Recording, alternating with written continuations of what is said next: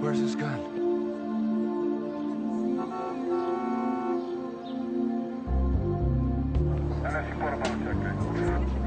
If he had a gun, it wasn't under him.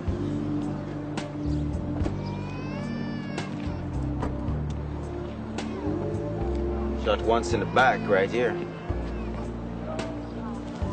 Let's flip.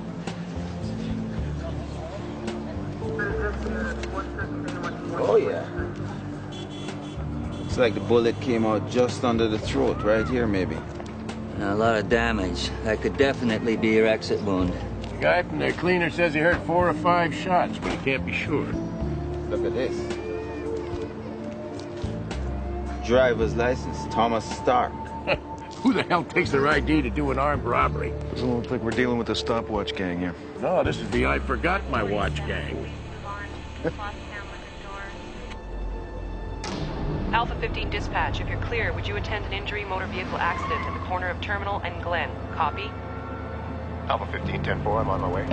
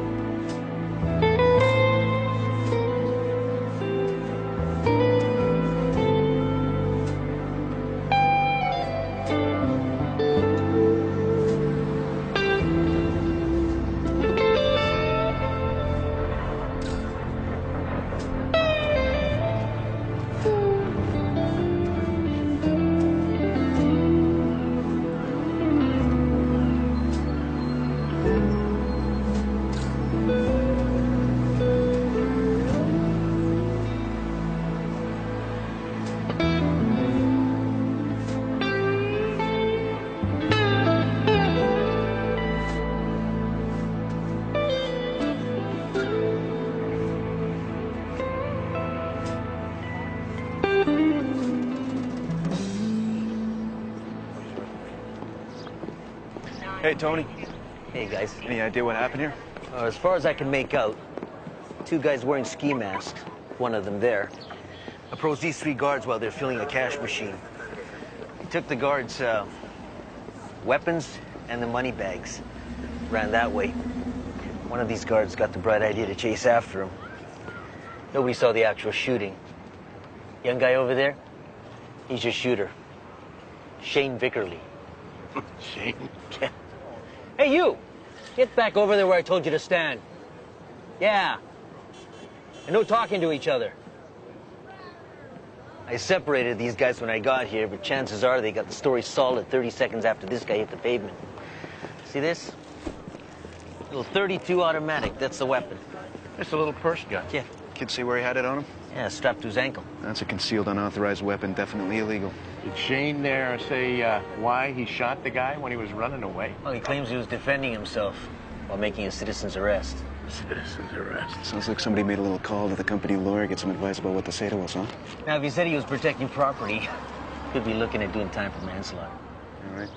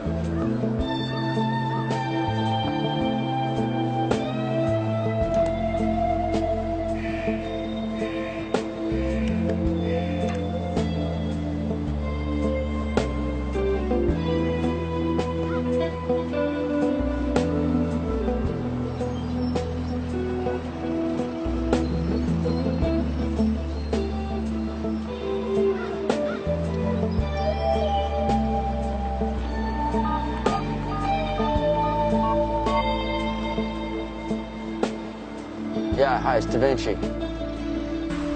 Why take just a couple of bags? Why not the whole truck? You get caught, it's the same beef. Well, first you got to get the guy to open the door up. That takes time. Then you got 3 guards to control. Plus you got to offload and reload the goods. Here you got 2 guys, broad daylight. Better to go for the sure money. Quick grab and they're gone, I think, you know? Found something interesting. About 10 yards from where your victim fell, I find fresh blood in the pavement. Looks like the thief that got away might have taken a round. Blood trail lead anywhere? A few feet, then nothing. Guy might have climbed into a car. Anybody report anything about a getaway vehicle? Nope. I called for a dog handler. We'll see what he finds. Yeah, I hear you boys are working for Sergeant Curtis. Yeah, I was going to ask you about her. I worked with her in robbery for 3 years. And? HM. Her Majesty? High maintenance.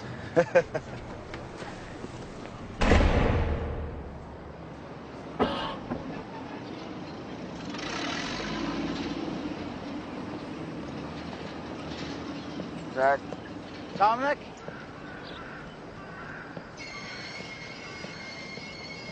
Looks like a bad one. It's about as bad as it gets. Okay, his truck is registered to Peter Honeycutt here, 26 years old. I noticed he had a dock certificate for parking here in the windshield.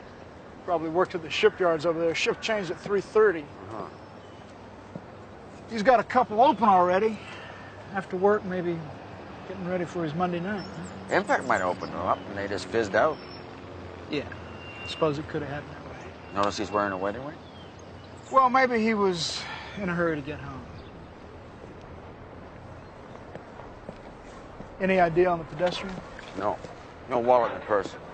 Maybe she was in the crosswalk, got thrown over here. Well, she could have been on the sidewalk, got thrown over here.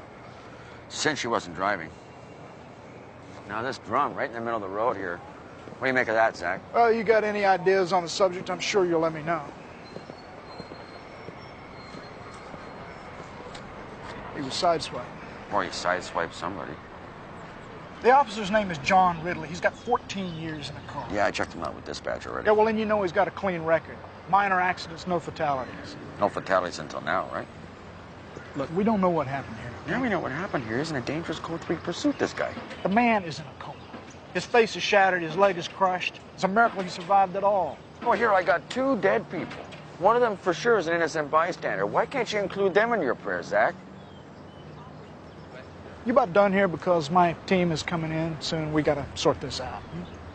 I'll tell you what, your team gets here and I'll clear right out. I don't want to second guess your ability to do your job, Zach. Not now, not ever.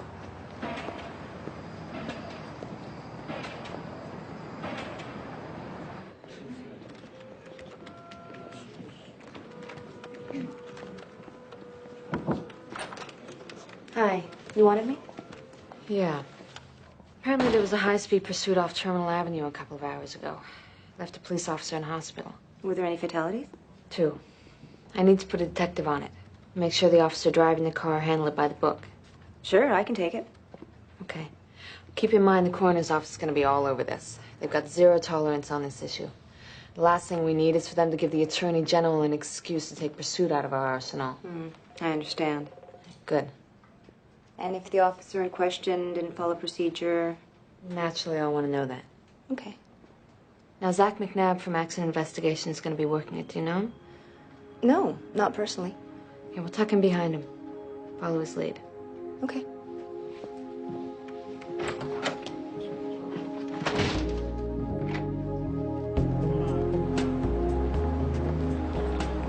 Well, how do I handle these guys? 90% of the time, these armored car heists are an inside job of them, all right? Right. So we'll go with the odds. We go with the odds. Any one of them could have been behind this. The guy who's behind this is sitting at home in front of his TV set watching a cartoon channel. Which guy do you want? I'll take the guy on the end that's smoking. All right, I got the shooter. Okay. Oh, wait. What? I want to take the shooter. Shooter? Take the shooter. I'll get the guy smoking on the end there.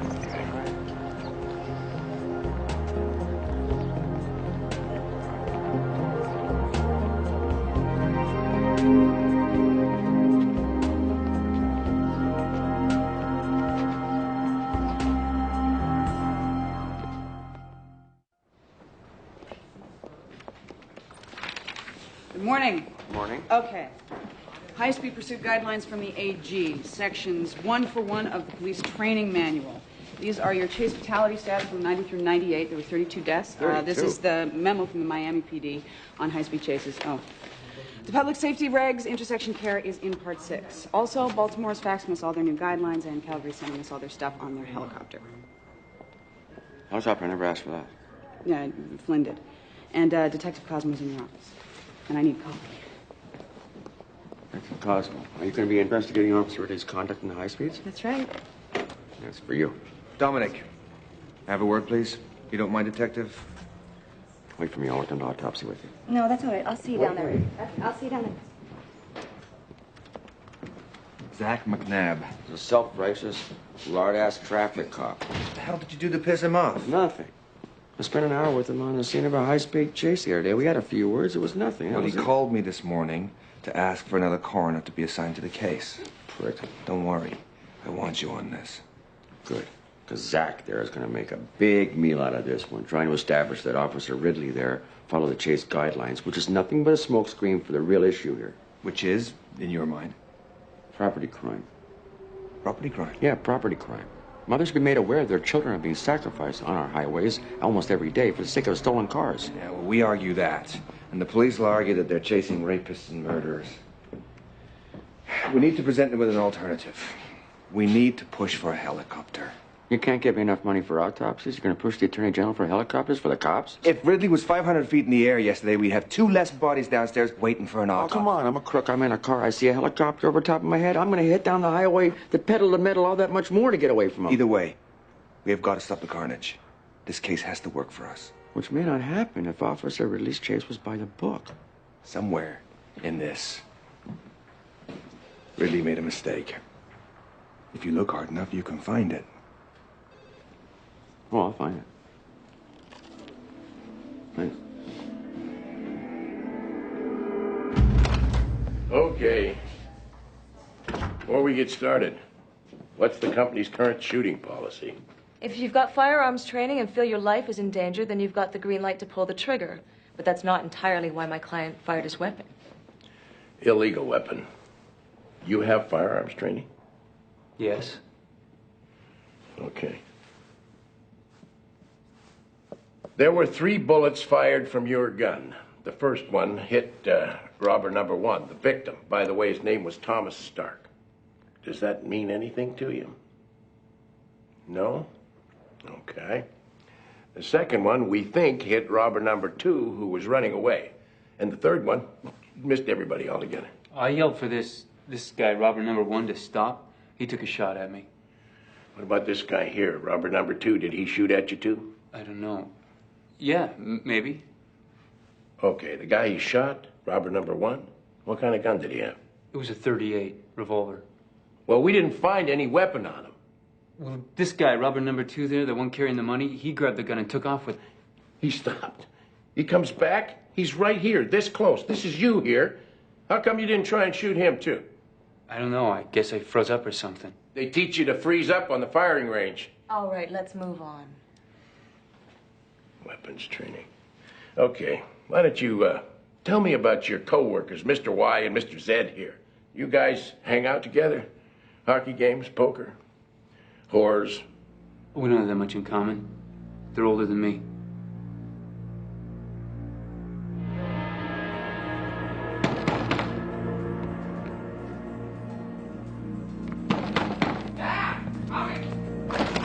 Hands out in front of you. Hands out in front. Jesus, what did I do? Shut up. Turn around. Ow! In the corner. Hey!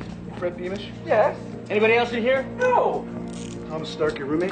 Yes! Why? Something happened? Where's Tommy?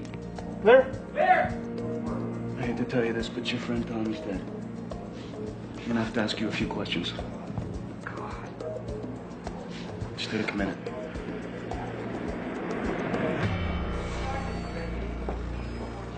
You talked to the shooter? Yep. How'd it go? Early days yet. Can I talk to you a minute in my office? Ladies first. I'm gonna get right to it. You're senior detective, and if you're harboring resentments about my appointment to this job, I expect you to put them behind you. And if you've got a problem doing that, tell yourself my position is only temporary. Temporarily temporary. You're a perfect fit. You're the chief's man, and you're a woman. You want to see it like that, that's fine. Just as long as we get the job done. So that's all I want to do is get the job done.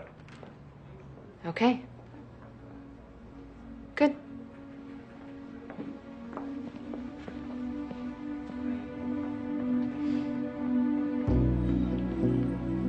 You and Tommy were close?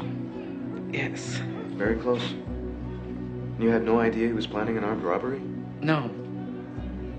What were you doing yesterday afternoon, say from noon on? I was downstairs helping my landlord paint an apartment. He gives us a break on the rent if we help around the place. Times are a little tough. Little? For everyone. What time were you painting? Around 3, and then I went to my doctor. How come you were at your doctor's? Freddie, we need to know. You see, one of the robbers who escaped, he was wounded. I'm HIV positive. Okay. When was the last time you saw Tommy? Yesterday morning. Has he ever been in trouble with the law that you know of? Tommy was straight as an arrow. I mean... shit, you know what I mean. Yeah. What about you? You ever in trouble with the law? No, never. We're gonna need you to give us a list of the people Tommy knew. It's a long list. What do you do for a living? Me? I'm between jobs. I told you I'm HIV positive. But Tommy wasn't, if you're wondering.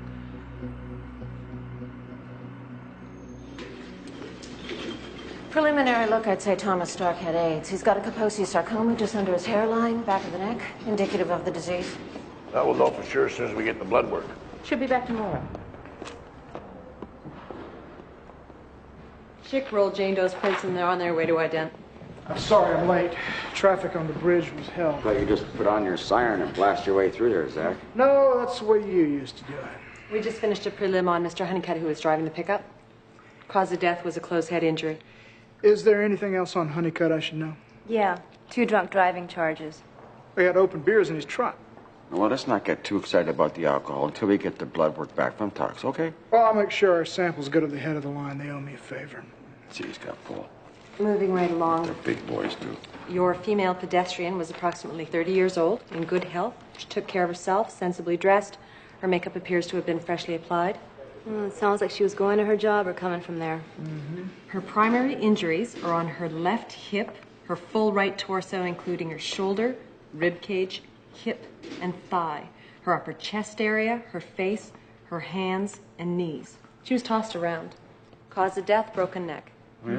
Is there any way of narrowing down the sequence of events? From the initial pattern of bruising, it appears she was struck first on her left side, a hard glancing blow, which probably spun her 90 degrees and knocked her down. Then, somehow, she got up on her hands and knees. How did she get up on her hands and knees? She's got a broken neck. It isn't, not yet. Stay with me. I recovered gravel from her palms and kneecaps. What do you mean, like she was trying to stand up? Bingo. And that's when she was struck again. Full impact, this time on her right side, and that's what broke her neck. She's struck by 2 vehicles, you're saying? Mm-hmm.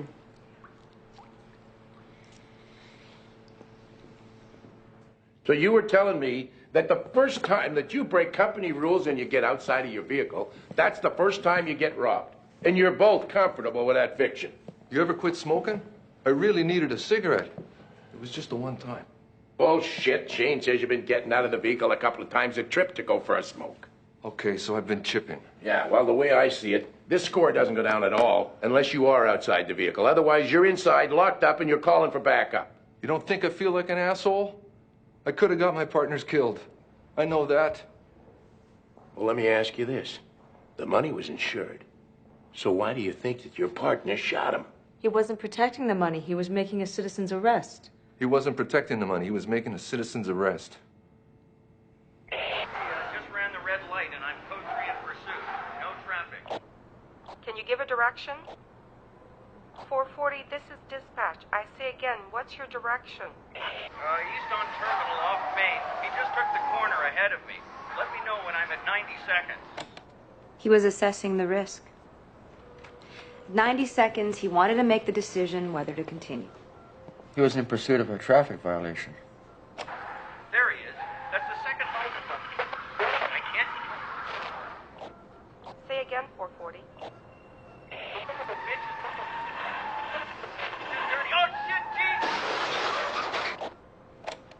What don't you hear?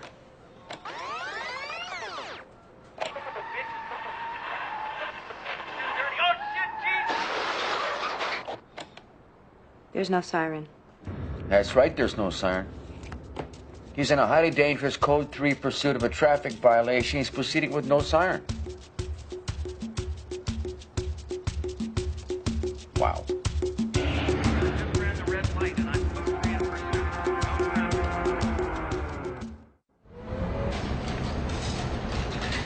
I looked for evidence a pedestrian was hit more than once, and it just isn't here. Now see for yourself. Here's the pickup truck. The front end's been stove in from hitting a pole. The driver's side lens is smashed, and right here above it, here's your soft, crushed body damage.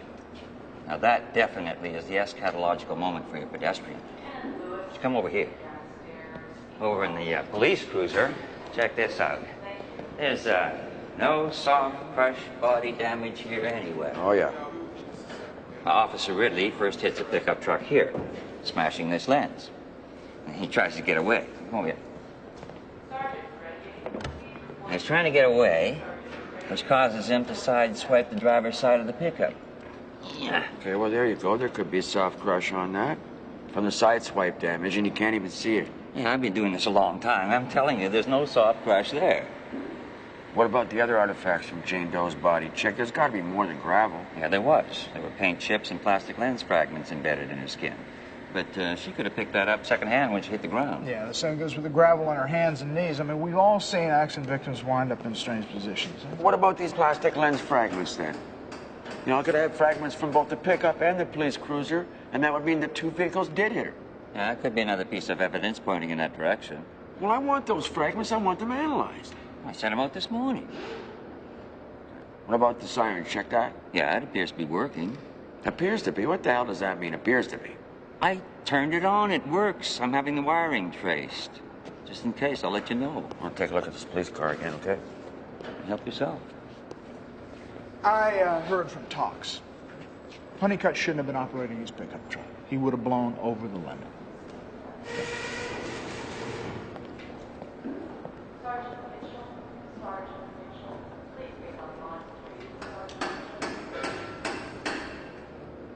You get the same answer you got with Mr. Vickerly and Mr. Breckenridge. Mr. Herman will not now, nor will he ever, take a lie detector test. Well, that's too bad, because then I'm going to have to ask Mr. Herman about his embarrassing financial situation in front of you, which probably means for sure he's going to lose his job when you take what I have to say to his boss, which I guarantee you she's going to do. Because when you hear this, it's going to be pretty obvious that Mr. Herman here was in on the deal.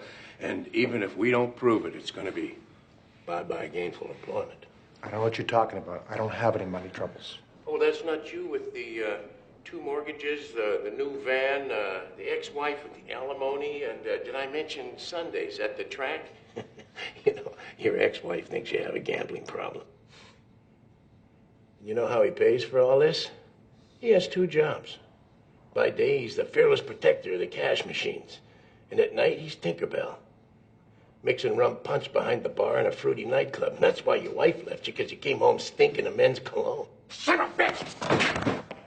That's enough. Let him go. If I was you, I would seriously reconsider my options, because we are going to nail everybody involved in this, and that's a guarantee. I've got nothing more to say to you.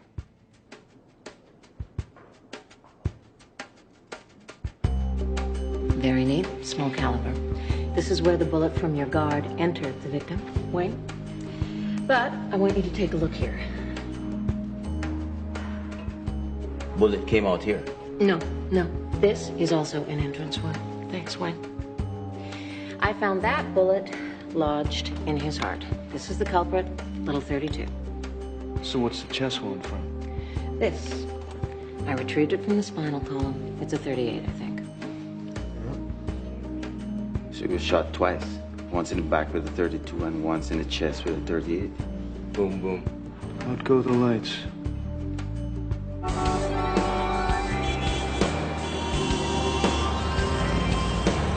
Mr. Honeycutt got off work, drove his pickup to a pub on Main where he shared a pinch of beer with a friend. After that, he bought an off-sale 6-pack and headed for home, which is when he crossed paths with Officer Ridley's truck. How's Ridley doing? Holding his own. Son told me he woke up for a couple of minutes yesterday. Here you go. Here's your tox report. You come back, you could have gone in either way. You would have blown a 08 a minute later, 09 is right on the edge. Yeah, well, according to the dispatch tape, his pickup still ran a red light at excessive speed.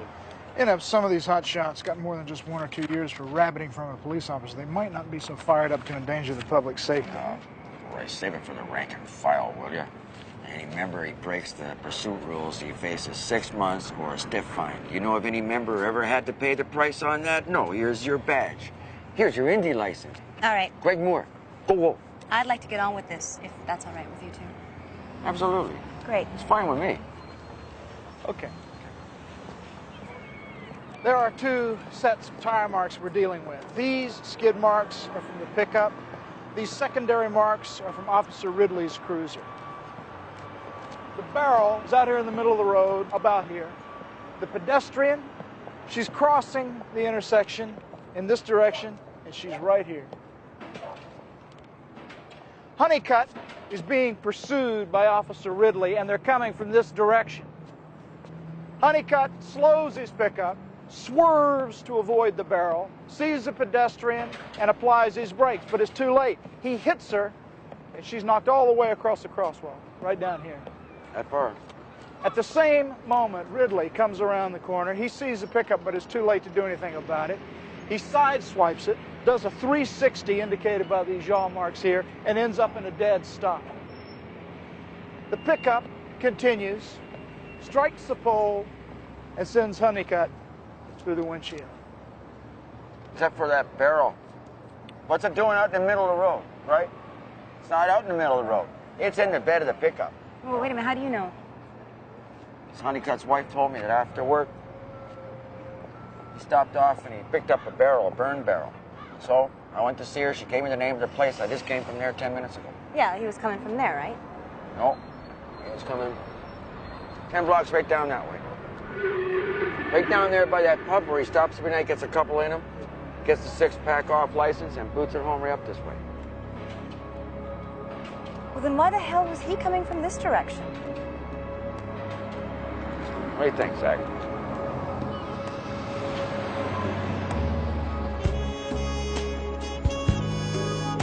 All right, now stay with me on this one, okay, guys? Now, following the trajectory of the bullet, this is what happened. Now, Leary, you're one of the guards, Shane. Okay. Who's the shooter. Now, you come over here. You want to act it out? Yes, come here. You're one of the guards, you stand right here. Now, Shannon, you're one of the 2 robbers. I interviewed the shooter. Be the robber. Jeez. Tony, you be the other robber. Okay, I'm the other robber. Okay, you and Shannon start running away. Acapulco, here we come. Oh, wait, Tony, you're about 7 or 8 feet behind Shannon. Now, the shooter yells for you guys to halt. That's you. You're the shooter. You yell. Oh, that's me. Okay. Hey, you guys, come back with my money. Now, Tony, turn and fire. Bang! Bang! Now, Shannon, you get ready to fire. Leary, you too. Now, you both shoot at the same time. Tony is caught in the crossfire directly. Ah, you got...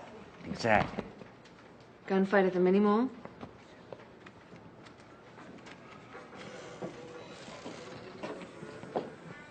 So both bullets hit Stark. There's no way of knowing who fired first. Yeah, he gets one bullet in the chest, the other one in the back. He goes down, the other robber's wounded. There's a fresh trail of blood. It starts here and ends a few yards off.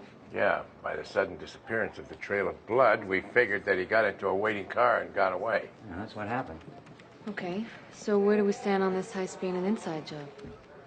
Well, you can rule out the shooter. He had no motive. That leaves the other 2 guards. You know, one of them's using the nicotine fit defense, and the other one's about 2 paychecks away from sleeping under an overpass, and they both fit. Well, what about Stark's boyfriend, Fred Beamish? He could be driving the getaway car. So far, the landlord's still backing up his alibi. Homicide Detective Cosmo. Look, I don't like to sound prejudiced, but I think his landlord's gay. And he could be protecting Freddie. You ever notice those people find a place like the West End and then they all move in there?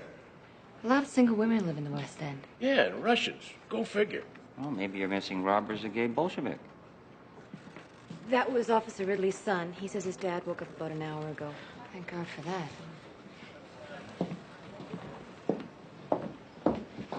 you doing? You making us look like...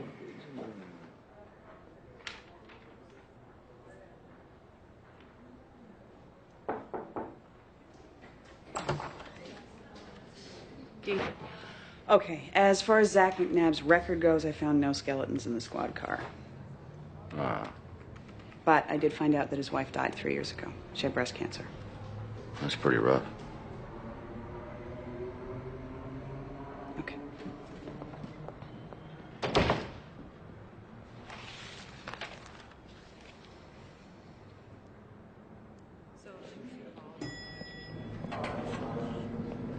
Hey, Dominic.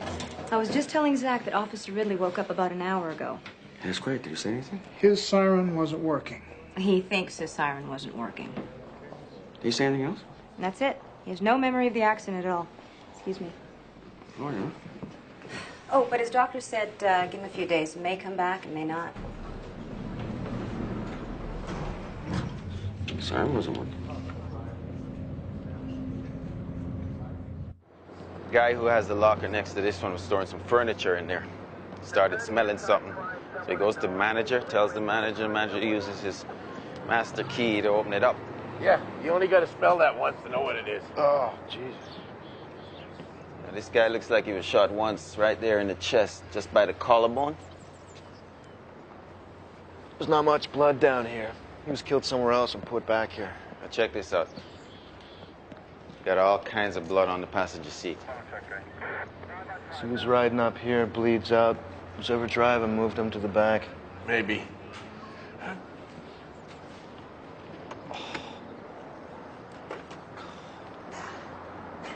No insurance papers. Hey, did you call in the plate on this yet? Christ. Hey, what do we got here? You think those could be from the robbery? It's got to be the getaway vehicle. Well, then this must be the other robber. What's his name? Stark had his ID on him, remember?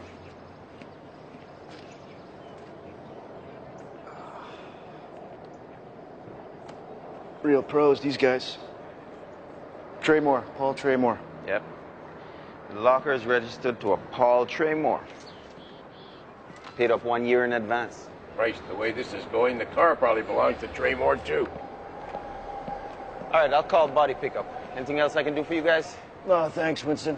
We'll lock this scene down and get the car over to the police garage. Does the name Freddie Beamish mean anything to you? Get out of here. Hello? Chick? God damn it, Chick. Oh. Jeez, move here. So, what's up? Well, I got the results back on those plastic lens fragments. Yeah? And you were right. They did come from two different vehicles. Yeah? One of them was definitely Honeycutt's pickup. And the other one was definitely the police cruiser? Oh, sorry. There was a lot of old debris in the ground. She probably picked up some plastic from the pavement. Now, watch yourself. What's this?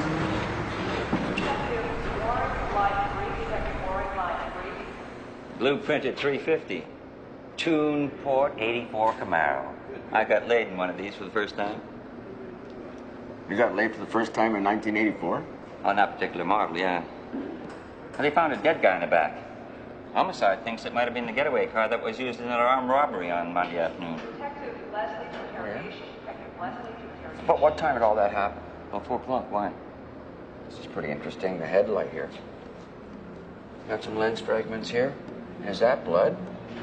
Yeah, it could be. I'll get a UV light on it. Sure looks like blood. Where'd they find this car? Storage lockers off Terminal Avenue. Terminal Avenue, that's 3 blocks from the accident, chick. You know what's possibly happening here? Is that cruiser, he wasn't chasing the pickup truck. He was chasing this car here. This 84 Camaro. Hey, here we go. Yeah. Blood.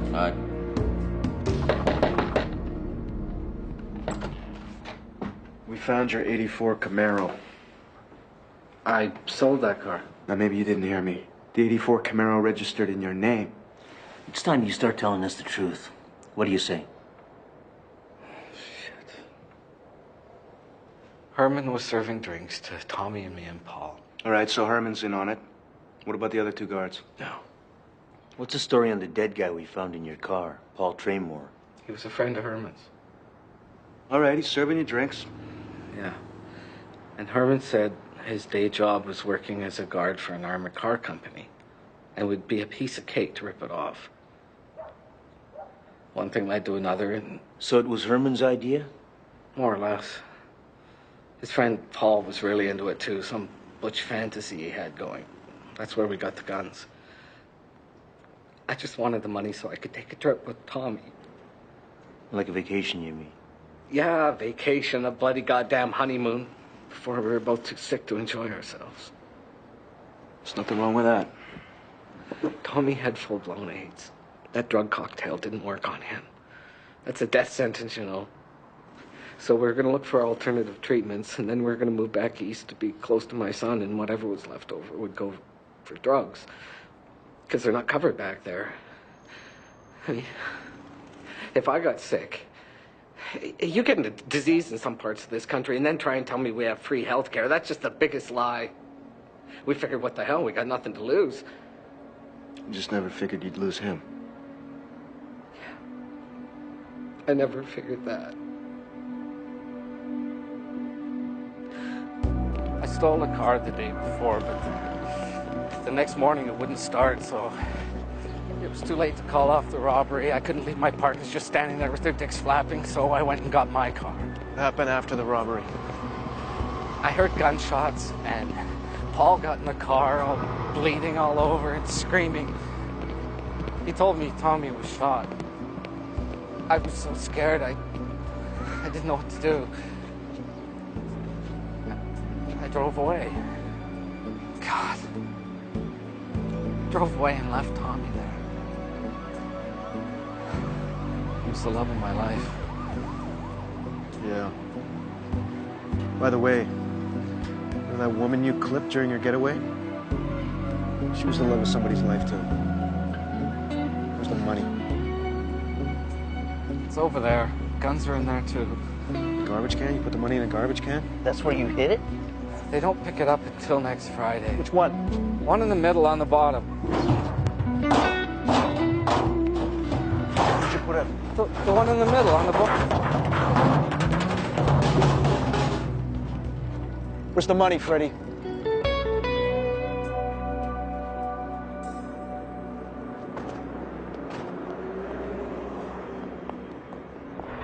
Just want to go through this thing one more time, the way it happened.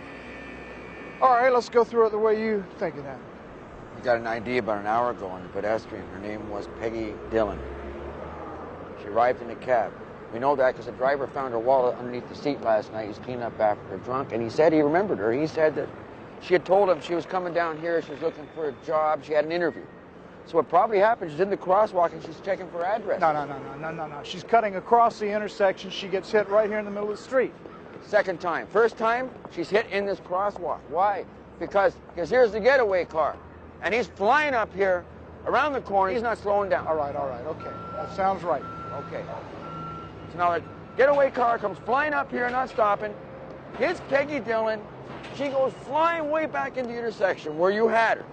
And guess who it is? It's Honeycutt in his pickup truck, and he's heading home, heading right this way. Sees all that happen, decides he's going to take off after this idiot. No, wait a minute. He decides to be a good Samaritan? Bullshit.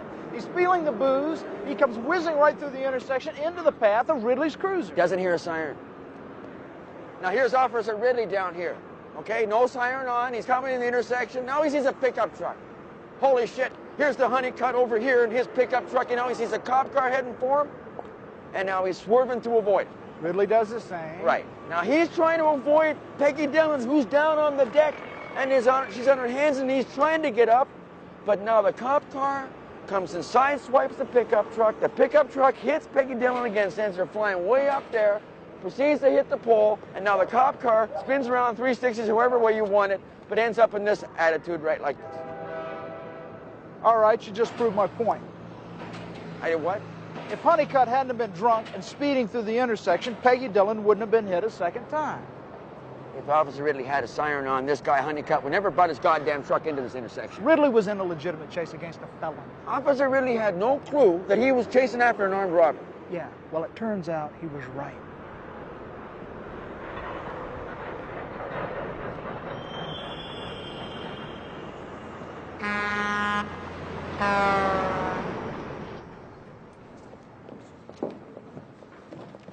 I got your report on the high-speed chase. You cleared Ridley. Yeah, well, the only way Ridley might not have followed procedure was if he didn't use a siren. The chick says he tried the siren 50 times in a row and it worked. The 51st time he tried it, it failed. So his siren wasn't working. He was following procedure. Okay, good work. Hey, Leo. Hey. Any luck with Herman cutting a deal? No, how about you with Freddie? No, neither one of them's giving up the money. You know, maybe we got it wrong. Maybe Freddie and Herman aren't as stupid as we think. What are they going to get, 10 years? They're out in 5 or 6, and then they got all that money waiting for them when they get out. Yeah, I don't think so. See, Freddie messed up with the garbage pickup. They changed the schedule. There was a pickup the day after the robbery. That money's out at the garbage dump being eaten by seagulls. Yeah, where it's offshore and an 8%. Detective Leary, have a word? Yeah, sure. Hey, Leo. Kurtz have you in for a chat? Yeah, you? Yeah.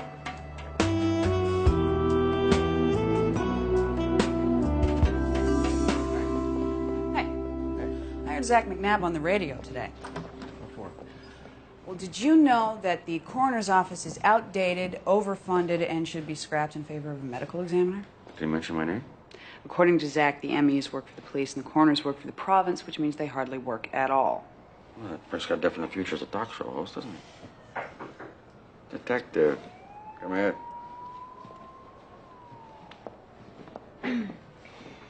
I just wanted you to know that I'm clearing Officer Ridley on the chase.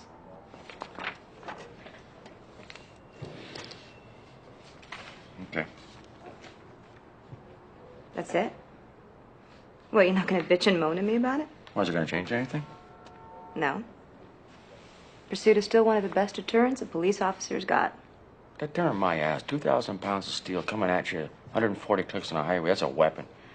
Yeah, well, don't tell me you never chased anybody. Officer Da Vinci. 8 pursuits, 2 involving accidents. I was cleared on both of those.